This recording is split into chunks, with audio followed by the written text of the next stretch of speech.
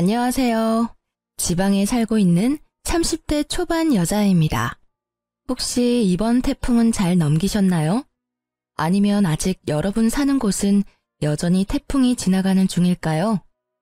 아주 위력이 센 태풍이지만 부디 안전히 큰 피해 없이 지나가길 바라봅니다.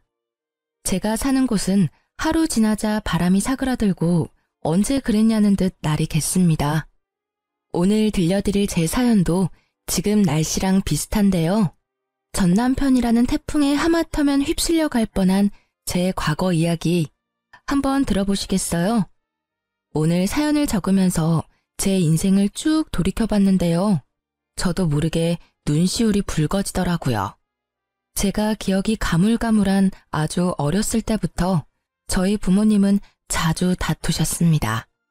가정 불화는 주로 돈 문제였던 것 같습니다. 그러다 초등학생 때 아버지가 지병으로 돌아가시고 어머니는 기다렸다는 듯이 집을 나가셨습니다. 야속하게도 어린 저만 혼자 두고요. 아버지 장례식장에서 만난 친척들은 모두 악마 같았어요. 어린 제게 앞으로 고생길이 훤히 보인다는 둥 자기들은 절대 맡아서 키울 생각 없다며 못난 말도 면전에 대고 하셨었죠. 어린 제가 키워달라고 안겨붙을까봐 더 못되게 그랬을까요? 장례식 끝날 때까지 그 누구도 혼자인 제게 괜찮냐며 손 내밀어준 사람은 없었습니다. 홀로 아무도 없는 집에 돌아간 그날의 상처는 아마 영원히 지울 수 없을 겁니다. 부모님 두 분 다 재산이랄 게 크게 없는 집이었어요. 그런데 아빠의 부조금마저도 어린 제게는 허용되지 않았나 봐요. 그나마 막내하며 가깝게 지냈던 건 고모였는데요. 고모라는 인간은 제게 단돈 2만 원만 쥐어주고 부조금을 모조리 들고 사라졌습니다. 지금까지 죽었는지 살았는지 모릅니다. 어린 저는 경제 감각이 없으니 그때 고모가 쥐어준 2만 원이 되게 크게 느껴졌어요. 고모는 그래도 조금은 날 좋아하는구나 착각 들 만큼요. 하지만 금방 집에 먹을 것도 동나고 돈도 떨어진 저는 그렇게 며칠을 혼자 굶었습니다. 그러다 집에 방치된 저를 발견한 사회복지사를 통해 보육원에 가게 됐습니다. 보육원에 있다가 또 언제 혼자가 될지 모르고 밥을 먹을 수 있는 마지막 기회일지 모른다는 바보 같은 생각이 들더라고요. 저는 보육원 첫날부터 옆 친구들 밥까지 탐내며 허겁지겁 밥을 먹었습니다. 당연히 그곳의 친구들은 첫 만남부터 절 싫어했고 원장은 모두가 보는 앞에서 그런 제 뺨을 때렸던 기억이 나요. 그때 저는 본능적으로 세상은 저 혼자 헤쳐나가야 함을 깨달았습니다. 배를 골지 않으려면 내 인생은 나 스스로 구제해야 함을 깨달았죠. 그렇게 저는 보육원에서 고등학생 때까지 자랐습니다. 머리가 점점 클수록 원망도 많이 생기더라고요. 날 두고 죽은 아빠, 그리고 도망간 엄마, 나 몰라라 한 친척들에 대한 원망이요. 아니, 어린 저를 감당하기 싫었음 진작 절차 밟아서 보육원에 맡기지 왜 방치해뒀나 싶었습니다. 혹시 내가 혼자 죽기를 바랐던 건가 하며 증오심도 자라났죠. 나쁜 짓을 하거나 방황하지는 않았고 전 그저 그 모든 미운 감정들을 연료 삼아 열심히 살았습니다. 만 18세의 나이로 보육원을 독립했고 대학교는 생각하지 않았어요. 고졸이지만 나름 작은 회사 경리로 들어갔거든요. 고등학교에서 제가 어느 정도 공부를 하니 담임 선생님께선 제게 공무원 시험을 준비해보라 하셨어요. 하지만 저는 그럴 시간도 여유도 없었습니다. 당장 돈을 벌고 싶었거든요. 이 세상에서 저를 지켜줄 유일한 백은 돈밖에 없다는 걸 너무 일찍 깨달은 거죠. 저는 월 200만 원 조금 넘게 버는데 세금 떼면 그마저도 더 줄어들어서요. 20대 초반에는 저축하며 제 입에 풀칠하기 바빴습니다. 공부에 투자할 시간과 돈은 없었어요. 물론 공무원 시험을 아예 포기하지는 않았습니다. 금전적으로 허덕이지 않을 때쯤 공시 공부도 시작했어요. 그런데 조금 살만해질 때쯤 주위를 둘러보니 정말 다들 가족, 연인과 저마다 함께 있더군요. 이 세상에 저만 덩그러니 혼자인 기분이 들었습니다. 다들 혼자가 아니라 누군가와 함께 인생을 꾸린 모습에 저는 지독한 외로움에 시달렸어요. 분명 제가 기억하지 못하는 순간에는 저희 부모님도 좋았을 때가 있었겠지 생각도 했어요. 그러던 중 저는 고등학교 친구가 해준 소개팅에서 첫 남자친구를 만나게 됐어요. 그게 25 넘어 하는 제 첫 연애였습니다. 이미 연애를 여러 번 해본 남자친구는 모든 게 능숙했어요. 그 나이에도 서툰 제게 보채지 않았고 처음엔 매너 있었죠. 하지만 사귈수록 발견하게 되는 그놈의 민낯은 추악했습니다. 술만 먹으면 망나니로 돌변하더군요. 그 구렁텅이에서 절 꺼내준 게 다름 아닌 앞집 살고 있던 전 남편입니다. 제게 뭐가 모자라서 그런 놈에게 당하고 사냐고 신고도 도와주고 늘 퇴근길을 함께 해줬어요. 덕분에 징글징글하던 전 남친에게 벗어날 수 있었죠. 아무도 제게 손을 내밀지 않던 제 세상에 먼저 손 내밀어준 남편이 너무 고마웠어요. 게다가 그 사람은 술, 담배는 입에도 안 댔어요. 심지어 직업이 공무원인 남자를 보며 저 역시 덩달아 학구열도 불타오르더라고요. 나름 새로운 꿈과 욕심이 생긴 저는 9급 공무원 시험을 준비했습니다. 그 당시 남자친구였던 남편도 잘 될 거라며 옆에서 많이 응원해줬어요. 그리고 지금껏 혼자 살아온 제 얘기를 듣고 본인이 겪은 일처럼 많이 아파했습니다. 자기는 혼자서 어떻게 그렇게 예쁘고 참하게 잘 컸어? 그동안 정말 고생 많았어. 앞으로는 내가 있으니까 걱정하지 마. 평생 자기 외롭지 않게 내가 지켜줄게. 그리고 한치의 의심 없이 절 지켜주겠다던 그의 청혼을 받아들였습니다. 그렇게 세상 따뜻했던 남자친구는 남편으로 한 식구가 되자마자 제게 무리한 요구를 했어요. 여보, 이제 결혼했으니까 회사는 그만두는 게 어때? 왜? 나 9급 시험 떨어졌을까봐? 나 진짜 열심히 공부하고 있으니까 걱정 마. 그리고 회사 다니면서 공부하는 게 마음 편해. 섣불리 오래 다닌 내 첫 직장 그만두는 건 좀 무섭거든. 시험 합격하면 그만두려고. 뭔 소리야? 합격이라니. 설마 진짜 당신이 9급에 붙을 거라 생각하는 거야? 그게 무슨 뜻이야? 말 그대로야. 진짜 당신이 붙을 거라 생각하냐고. 아니 고졸에다 학원 한번 제대로 다녀본 적 없으면서 단번에 공무원 시험 합격 바라는 건 너무 꿈이 큰 거 아니야? 난 단지 당신 지금 회사 연봉이 너무 적어서 차라리 알바가 낫겠다는 말을 하고 싶었을 뿐이야. 우리 엄마 만두가게 알바생이 당신보다 돈 많이 받아. 그거 알고 있어? 첫 직장이자 지금껏 몸담아왔던 직장은 제가 고졸이라 승진은 꿈도 못 꿨습니다. 하지만 개미똥만큼이라도 매년 연봉이 오르더라고요. 힘든 코로나 시기에도 잘리지 않고 계속 다닌 것만으로도 감지덕지했습니다. 공무원 합격하기 전까지는 계속 그 회사를 다니고 싶은데 갑자기 남편은 다니던 회사를 당장 그만두라 하더군요. 저를 믿고 응원해줬던 연애 시절 남친은 사라지고 돌변한 남편은 고졸인 제가 공시에 어떻게 합격하냐며 비웃더라고요. 당신 말이 너무 심한 거 아니야?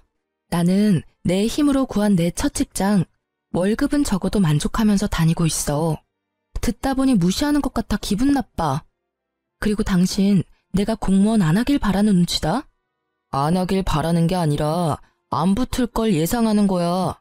고졸인 네가 공시는 무슨 공시야. 헛꿈 그만 꾸고 돈 안 되는 회사는 얼른 그만둬. 그리고 말인데 우리 엄마 만두가게 장사 잘 되는 거 알지? 요즘 손이 모자라다는데 당신이 가서 일 좀 도우면서 배워봐. 그럼 우리 엄마가 당신한테 가게 선뜻 물려줄 수도 있잖아. 헛꿈? 말을 왜 그렇게 함부로 해? 결국 지금 나한테 회사 그만두고 어머님 가게 일 도우라는 거잖아. 나 당신 부인이야. 부탁도 아니고 명령하잖아. 이게 지금 뭐 하는 태도야? 제가 한 번도 지은 적 없는 불쾌한 표정을 짓자 남편은 적잖이 당황했습니다. 아니, 말이 헛나온 거야. 난 그냥 당신 비전도 없는 회사에서 개고생하는 게 싫어서 그랬지. 아무리 그래도 말이 어가 다르고 어가 다르지. 그래, 나 고졸이다. 고졸이 뭐가 어때서? 난 떳떳해. 내가 혼자 어떻게 졸업한 학교인데. 미안해. 일단 진정 좀 하고 내 말 좀 들어봐. 내가 요즘 엄청 스트레스 받아서 당신한테 나도 모르게 성질 부렸나 봐. 아니, 우리 엄마가 요즘 몸이 불편하다고 병원에 같이 가자고 자꾸 부르시잖아. 근데 당신도 알잖아. 나 업무 많아서 야근까지 하는데 엄마까지 케어하느라 요새 좀 몸이 힘들다. 그래서 당신한테 좀 부탁하려고 했는데 말이 삐뚤게 나가서 미안. 뭐? 어머니 아프셔? 어디가 아프신데? 그럼 그렇다고 나한테 진작 말을 하던가. 엄마 좀 챙겨달라는 부탁을 못해서 제게 못되게 군 남편이 미웠지만요. 생각해보니 요새 저도 바쁘다고 시모에게 연락을 못 드렸던 거예요. 저는 남편을 타박하며 곧바로 시모께 찾아갔습니다. 어머님, 저 왔어요. 제가 요새 그이 따라 공무원 되고 싶어서 공부를 시작했거든요. 근데 회사 일까지 바빠서 너무 정신이 없었어요. 어머님께 요즘 신경 못 써드려서 정말 죄송해요. 편찮으시다는 말 듣고 바로 온 거예요. 많이 안 좋으신 거예요? 어머님, 앞으로 병원은 저랑 같이 다녀요. 결혼 전에는 가족품이 그립다더니 너 결혼 후에 내가 먼저 안 하면 연락 한 통 없더라. 인간이 다 그래. 뒤돌아서면 남이지. 자식 새끼라고 키워봤자 그놈도 지엠이 아프다니까 툴툴거리기나 하고. 에이구, 내가 빨리 죽어야지. 어머님이 왜 빨리 죽어요? 말만 그런 게 아니라 진짜 이제 어머님은 제 가족이에요. 저 무서우니까 그런 나쁜 말 하지 마세요. 저희 때문에 많이 속상하셨죠? 근데 저도 좀 속상해요. 몸이 안 좋으시면 툴툴거리는 아들 말고 저한테 전화하시지 그러셨어요. 제가 불편할까봐 안 하셨죠? 저 괜찮으니까 앞으로는 무슨 일 생기면 무조건 저한테 전화 주세요. 아셨죠? 이그, 너 지금 내 가게 보고 나한테 아양 부리는 거지? 이 가게 어차피 너 물려줄 생각 없으니 꿈도 꾸지 마라. 어머님, 저도 만두 빚으면서 평생 살기 싫거든요. 저는 제가 좋아하는 일 하면서 살 거예요. 당분간만 도와드리는 거니까 월급은 제가 전에 있던 직장보다 많이 주셔야 해요. 뭐? 회사를 그만뒀어? 네, 저 회사 그만뒀어요. 글쎄, 쥐꼬리만한 월급이라고 남편이 바가지로 엄청 긁어대더라고요. 지는 뭐 벌면 얼마나 번다고? 혹시 나 때문이냐? 너 어떻게 들어간 회사인 거 내가 들어서 뻔히 아는데. 맞죠? 어머님, 그 사람 진짜 너무해요. 그러니까 저 남편보다 월급 더 많이 주셔야 해요. 사실 회사는 저 승진시켜줄 생각도 없는데 계속 붙잡고 있었던 것도 뭐 제 자격지심이죠. 제가 처음으로 이뤄내고 지켜낸 자리니까요. 하지만 지금 내려놓아도 저는 괜찮아요. 그 회사보다 전 어머님이 더 중요하거든요. 그 대신 저 꼭 어머님이랑 같이 지내면서 공시도 합격할 거예요. 뭐 그건 네가 하는 거에 달려있지. 처음엔 못된 말만 하는 시모 때문에 무척 속상했어요. 하지만 말만 퉁명스럽게 할 뿐이지 시모는 정말 따뜻한 분이셨어요. 결혼해서 남편과 함께 효도하겠다던 제가 그동안 무심했던 건 사실이었죠. 그래서 서운했던 게 생각 안 나게 시모께 더욱 잘해드리려 노력했습니다. 그렇게 저는 일주일에 한 번 시모 병원을 따라다니면서 평일에는 만두가게에서 일했어요. 저는 어머님의 재산이 얼마인지 그 작은 만두가게의 가치가 얼마인지 잘 몰랐는데요. 같이 지내다 보니 어머님이 꽤 여유가 있으신 분이란 걸 알았어요. 어머님께서는 원래 제 연봉을 물으시더니 딱 그 연봉의 2배는 좋게 넘게 주셨어요. 제가 하는 일이라곤 만두 빚는 것 뿐이었어요. 만두소는 어머님께서 직접 만들고 만두는 직원들과 함께 빚었습니다. 직원이 많아서 힘에 부치지도 않더라고요. 당일 만들어 당일 소진하는 만두는 오픈하자마자 매일 빠르게 품절됐어요. 그래서 저는 오전에 잠깐 근무하고 덕분에 공부할 시간도 많이 벌었습니다. 어머님도 저와 같이 지내다 보니 마음이 풀리셨는지 전보다 저와 엄청 사이좋게 지냈어요. 어머님은 제가 쉬는 날이면 매주 꼭 예쁜 만두를 빚어서 보내주셨어요. 아들 말고 며느리 먹으라고 순수 빚어주신 거였어요. 그리곤 어머님은 항상 덕담을 잊지 않으셨습니다. 예쁜 만두 먹고 예쁜 손주 보렴. 그건 살면서 처음 느껴보는 따뜻함이었습니다. 친엄마보다 시모가 더 엄마 같다는 생각이 들었어요. 남편이 제게 회사를 그만두라고 엄청 못되게 굴었었잖아요. 그 이후로는 자기 대신 어머니를 챙겨줘서 고맙다고 제 손을 꼭 붙잡고 울먹이며 말했습니다. 저번에 보졸이 어떻다니 당신 상처받게 해서 진짜 미안해. 정말 내가 이 은혜는 평생 안 잊을게. 당신이 엄마한테 해준 만큼 내가 2배, 3배 잘할게. 너무 고마워. 당신 덕분에 우리 엄마가 요즘 행복해 보이셔. 남편이 굳이 뭘 더 노력하지 않아도 어머님이랑 모녀처럼 지내는 시간이 저도 행복했어요. 더도 말고 덜도 말고 지금이 딱 행복하다 느꼈던 순간이었죠. 각자의 역할을 해내며 서로를 보살피는 가족 구성원. 그게 바로 제가 바라던 가족의 형태였어요.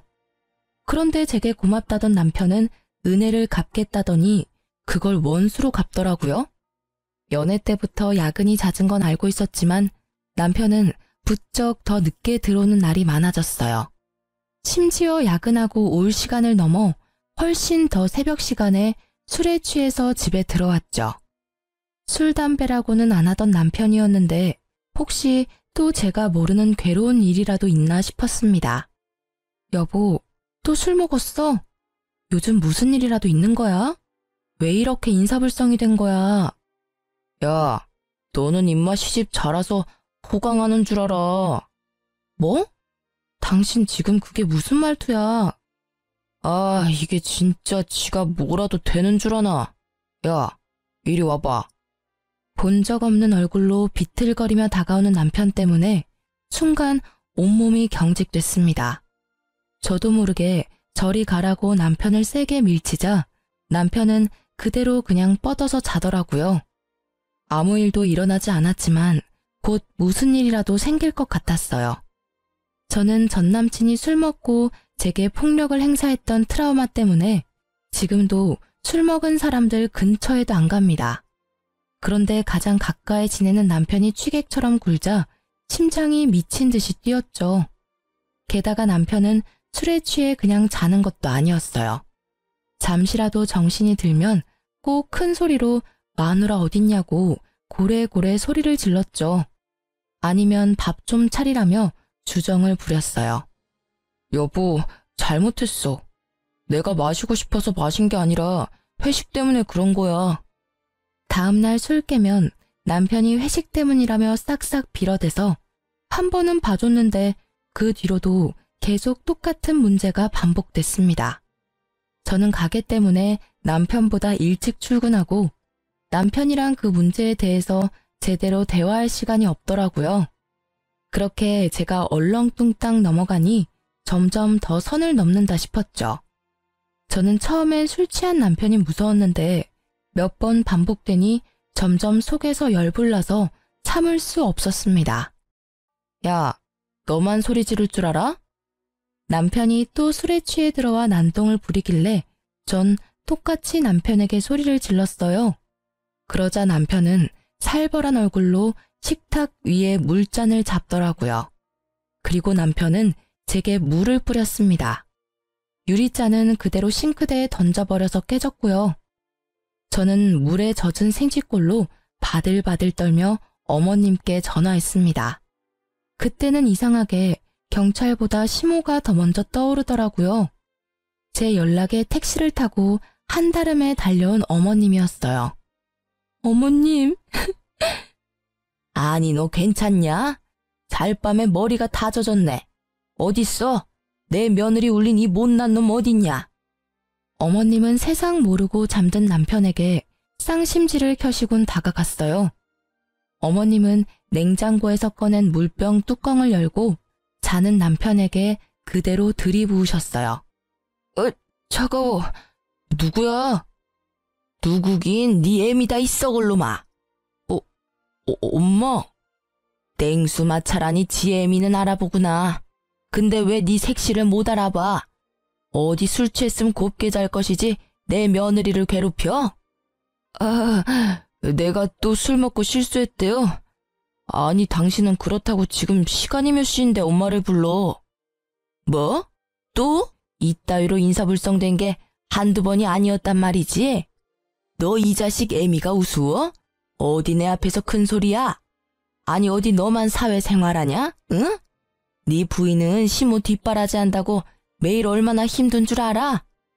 사실은 어머님이 일을 덜 시키면 덜 시키셨지 저는 만두가게 일이 힘들지 않았거든요. 하지만 남편 앞에서 저를 두둔하기 위한 못된 시어머니를 자처하셨죠. 나도 모자라 너까지 부인을 괴롭히면 쓰냐? 너 이따위 망나니 짓 할 거면 당장 이혼해라. 어디 감히 내 며느리한테 물을 끼얹어?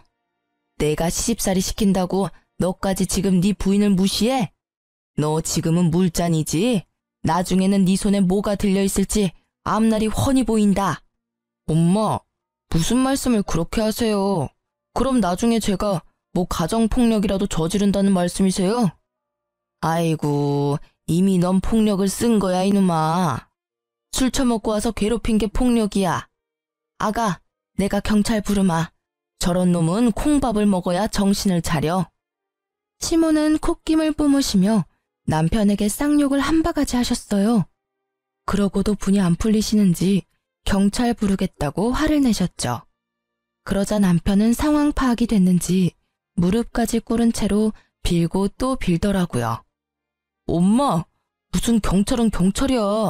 나 공무원이에요. 이러지 마세요. 어? 여보, 내가 다 잘못했어. 다시는 안 그럴게. 그러니까 우리 엄마 좀 말려봐. 저놈 사과하는 꼬라지 봐라. 그게 사과냐? 아가, 일단 우리 집으로 가자. 우리 집 가서 넌 내 집이다 생각하고 너 하고 싶은 대로 살아. 그리고 이혼을 할지 결정하렴. 저놈 하는 짓은 내가 못 봐주겠다. 시댁으로 가는 길 택시 안에서 시모는 괜찮다며 제 손을 연신 쓸어주셨어요. 그 온기에 저는 불안이 가라앉았죠. 한동안 시댁에서 먹고 자고 어머님의 배려로 만두가게도 출근하지 않았어요. 남편은 매일 출근 전에는 어머님께 찾아가서 싹싹 빌고요. 퇴근하면서 제가 좋아했던 음식들을 사와서 한 번만 용서해달라고 빌었습니다. 제가 집을 나간 뒤로 남편은 마음고생을 좀 했는지 살이 쏙 빠졌더라고요.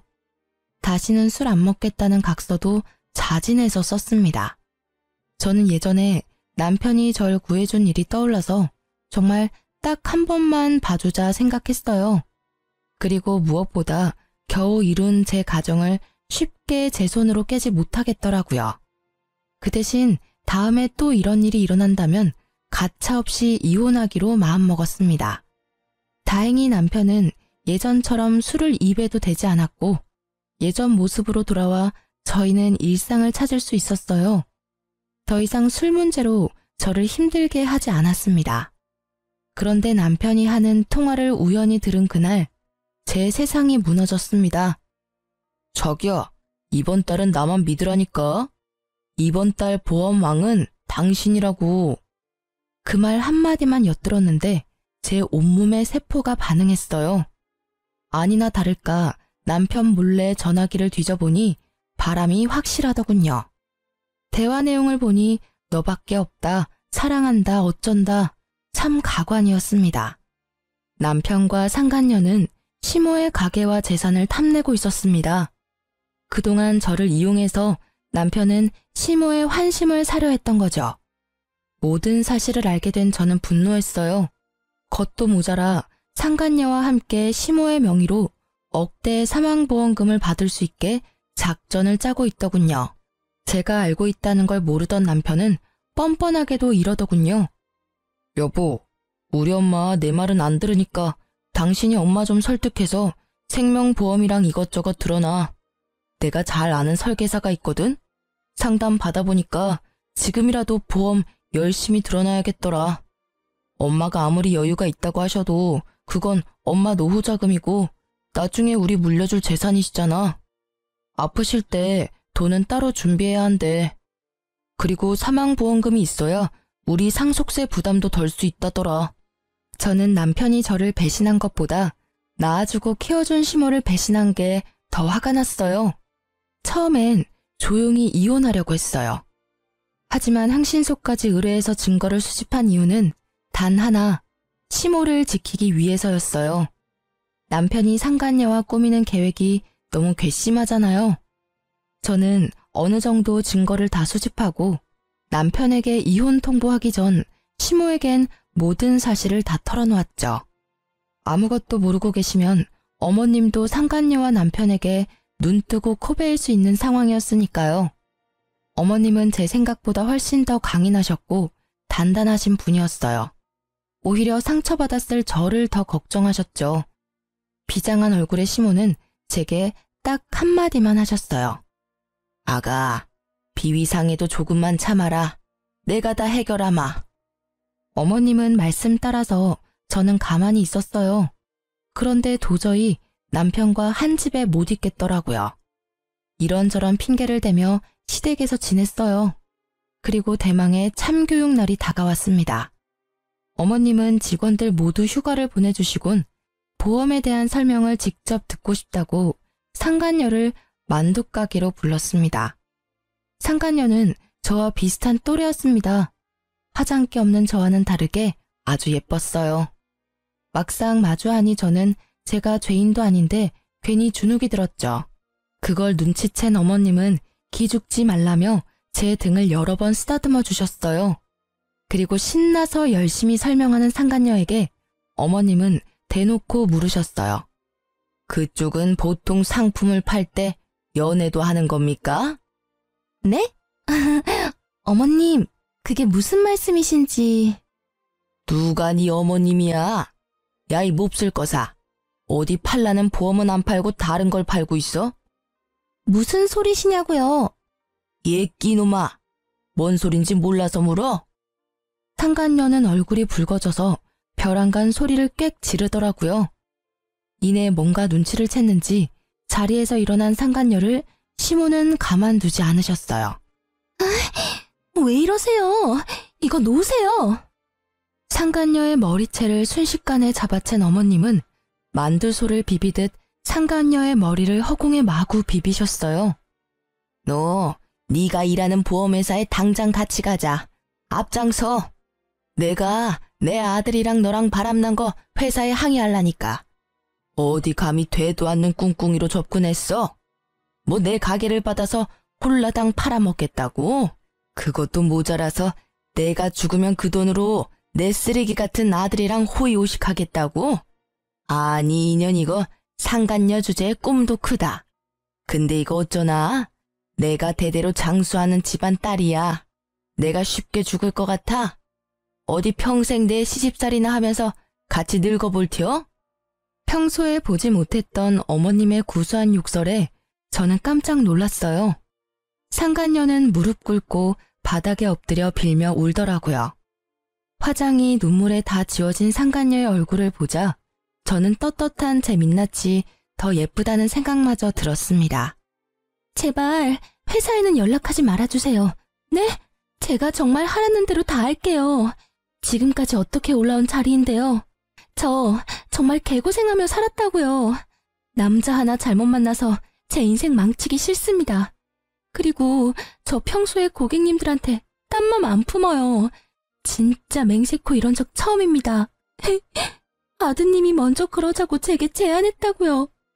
얼씨구, 당장 네 회사 가서 내 앞으로 된 보험 싹 다 해지하고 내 아들한테는 아직 이야기하지 마. 이야기했다간 그날 바로 내가 너 회사 뒤집어 엎을 거야. 그놈은 내가 알아서 조질 테니까 모른 척하고 기다려. 네 최후는 어떻게 할지 내가 고민해 볼 테니까. 애초에 어머님 보험은 아직 들지도 않았어요. 다만 사모님 보험은 몇 개 들었거든요. 지금 회사 가서 제가 손해보더라도 당장 다 해지할게요. 그러니까 제발 저 한 번만 봐주세요. 내 보험을 들었다고요? 남편은 이미 상간녀에게 제 보험을 몰래 들었더라고요.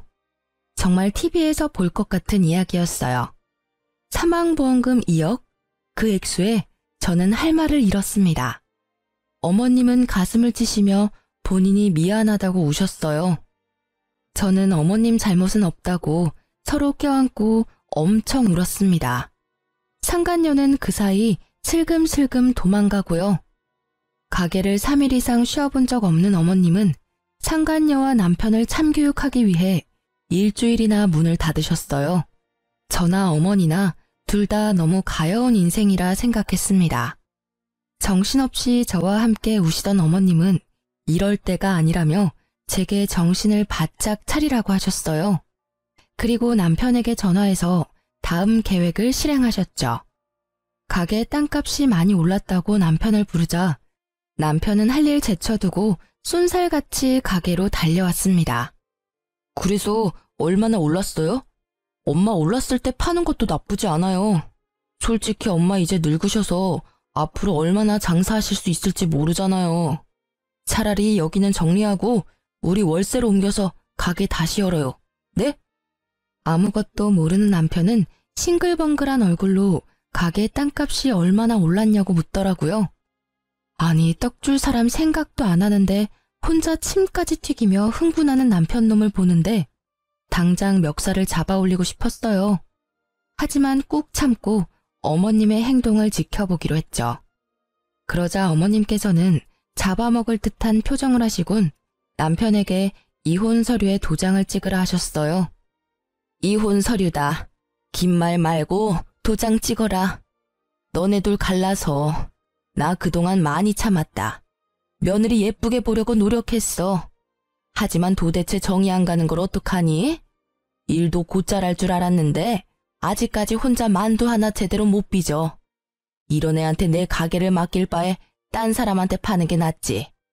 며느리 하나 잘 키워서 간병인 돈 굿나 했는데 차라리 그 돈으로 나중에 전문 간병인이나 두는 게 낫겠어. 그러니 팔기 전에 이혼 먼저 시켜야지. 엄마 잘 만난 내 아들 덕에 며느리 호강하는 꼴? 난 못 본다. 어머님, 어떻게 말씀을 그렇게 하세요? 네? 두 사람 잘 지내는 줄 알았는데.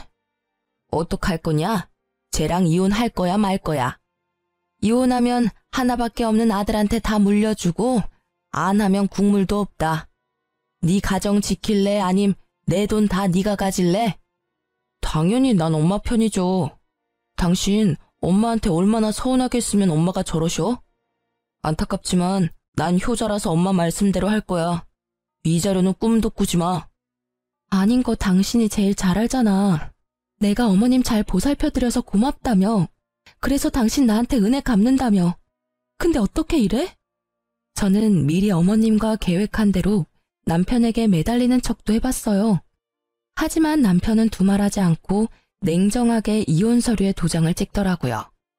도장이 찍히자마자 시모는 만두 담는 쟁반으로 남편 싸대기를 날렸습니다. 남편 고개가 돌아갈 정도로 세게 때리셨죠. 그러자 턱을 붙잡고 남편은 소리쳤어요. 엄마, 왜 이러세요?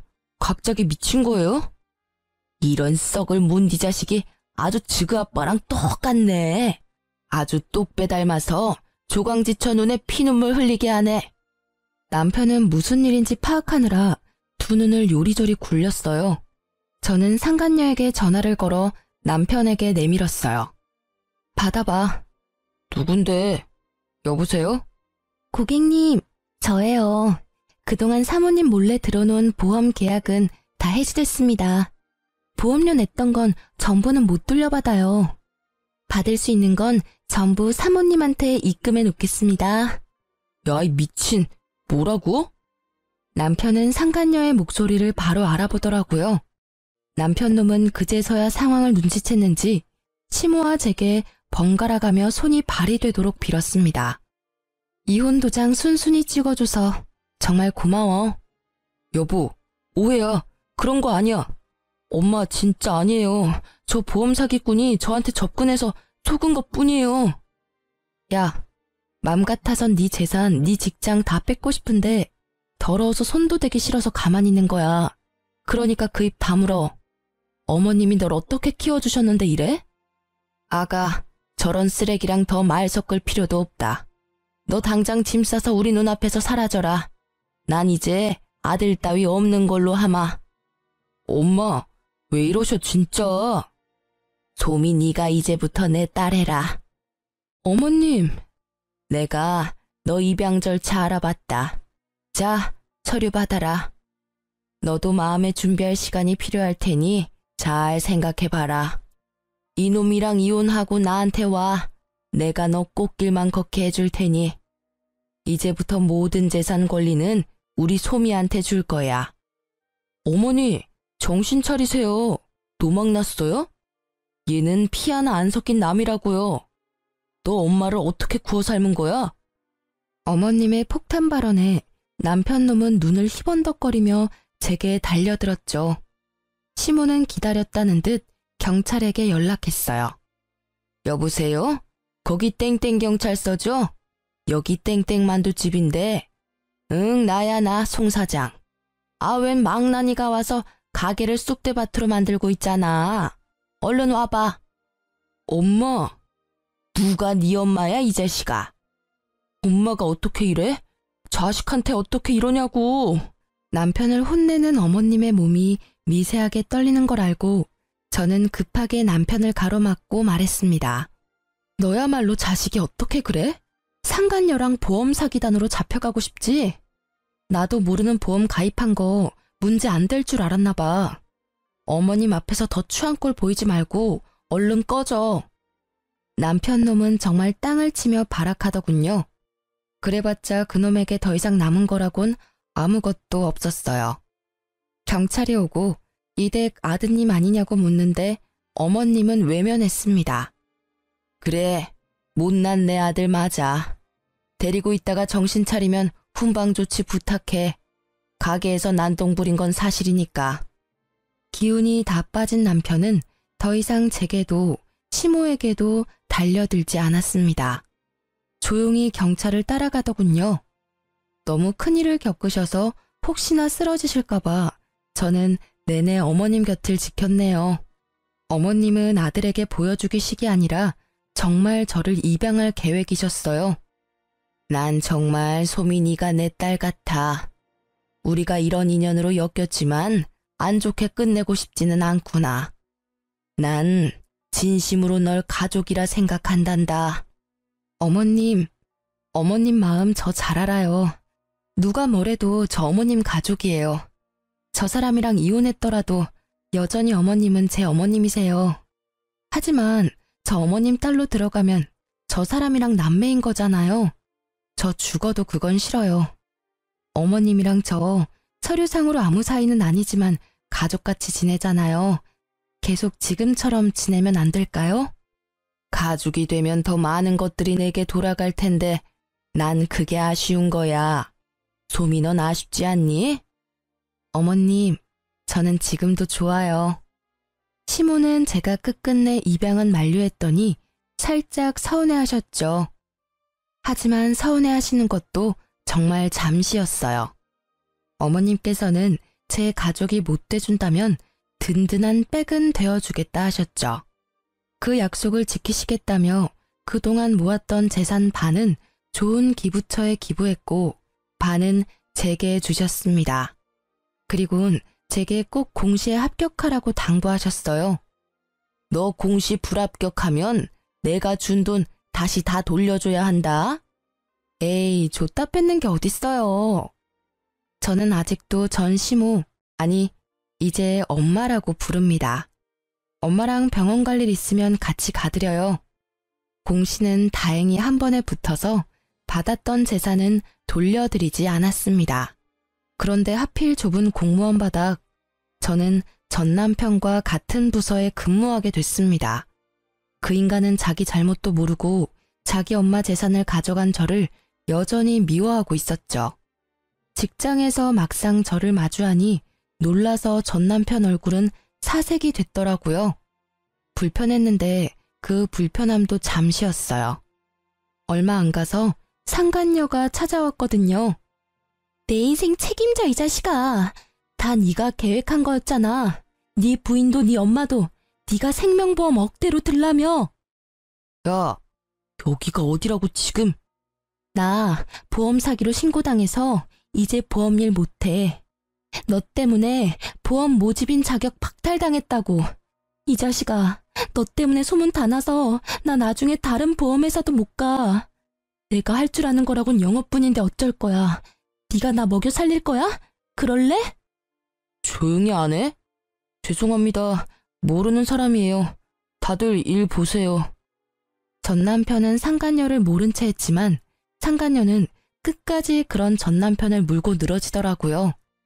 사람들은 수군거리고 저희 사무실은 한바탕 난리가 났습니다. 저는 현장에서 실시간으로 보는데 웃음 참느라 혼났습니다. 생명보험, 불효자식, 조강지쳐 버린 쓰레기. 이런 키워드들이 한동안 떠돌자 전 남편은 알아서 일을 그만뒀습니다. 어쩌면 제가 직접 불륜으로 윗선에 고발할까봐 도둑놈 제발 지린다고 알아서 도망간 걸 수도 있고요. 그래도 그렇게 아무 준비 없이 홧김에 또 공무원 그만두고 저놈 후회하겠구나 싶었는데요. 역시나 제 예상이 맞았습니다.